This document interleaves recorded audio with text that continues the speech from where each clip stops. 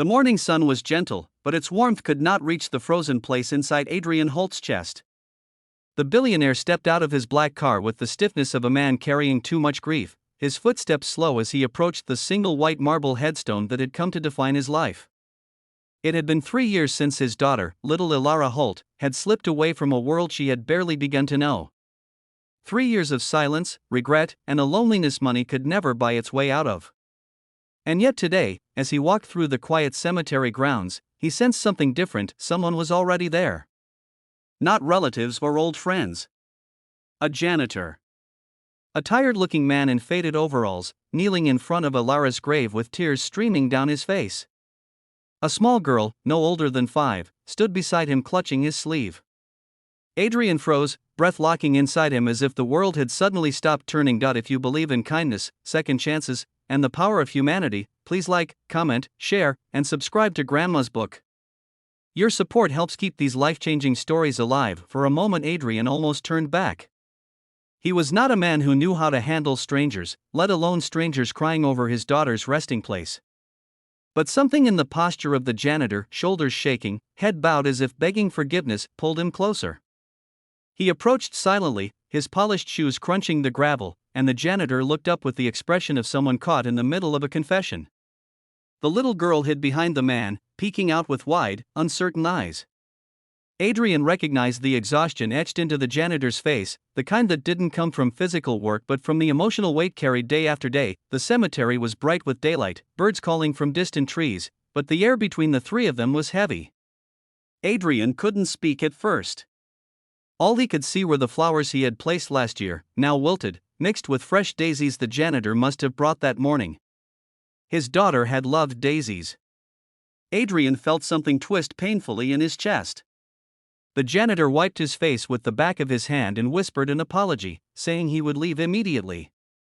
But Adrian found his voice enough to ask why he was here, why he cried for a child he had never met. The man introduced himself as Rowan Lindell, a full-time janitor working extra shifts just to survive. The little girl beside him was his niece, Clara, whom he cared for after her parents left her behind. A few weeks ago, Rowan had overheard a cemetery groundskeeper telling a story about a little girl whose father was always too busy to visit. Those words had struck him deeply. Rowan explained that he had once been that kind of man too. Before taking his niece in, he had neglected people who relied on him. When he saw Ilara's grave alone, untouched, quiet, he had felt compelled to sit there. It reminded him of all the chances he had lost in life. And so, every few days, he brought Clara with him, praying silently for all the children who never got the love they deserved, and for the adults who learned the truth too late. Adrian's heartbeat thundered in his ears. The billionaire, known in the world for ruthless decisions and a mind that turned numbers into empires, suddenly felt smaller than he had ever felt in his life. He had spent years drowning himself in work, building companies, chasing wealth as if it would fill the empty seat at his dinner table. He had convinced himself he was honoring Ilara by becoming stronger, richer, more influential. But now, seeing a janitor kneeling where he rarely stood himself, Adrian wondered if he had merely been running from guilt, from the memories, from the soft voice that once called him daddy. Adrian noticed Clara staring at the headstone with innocence untouched by the world's complications. She placed a tiny hand on Rowan's shoulder as if comforting him.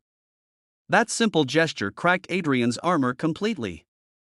The janitor, embarrassed by his presence, tried again to leave, but Adrian placed a trembling hand on Rowan's arm and asked him to stay. For the first time in 3 years, Adrian Holt sat down on the grass beside his daughter's grave, lowering his head not with pride but with humility. The three of them remained there for several minutes, silent, breathing in the sunlight, feeling the truth of loss and second chances wash over them. Adrian finally spoke, mentioning the guilt he carried, the deadlines he prioritized over bedtime stories, the business trips he chose over birthday mornings. He said he had promised to be better, but after her passing, he lost the meaning of better.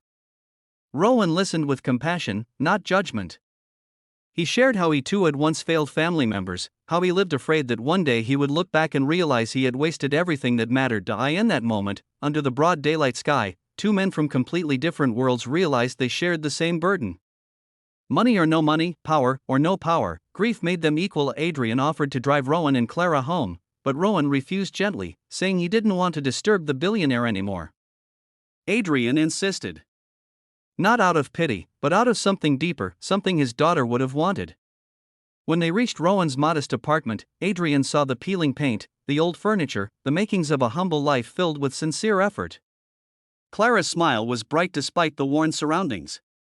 Adrian felt something awaken in him, a sense of purpose he had long forgotten. Over the following weeks, Adrian visited the cemetery more often. He found himself seeking Rowan's company, learning from him, helping where he could without condescension. He funded Clara's schooling quietly. He offered Rowan a better paying job with fair conditions, not as charity but as gratitude for opening a door inside him that had been locked for years. And slowly, the billionaire who had once walked through life like a ghost began to feel alive again. Near the story's end, Rowan asked Adrian why he helped so much. Adrian simply replied that sometimes angels don't come with wings, they come with mops, overalls, and a little child holding their hand.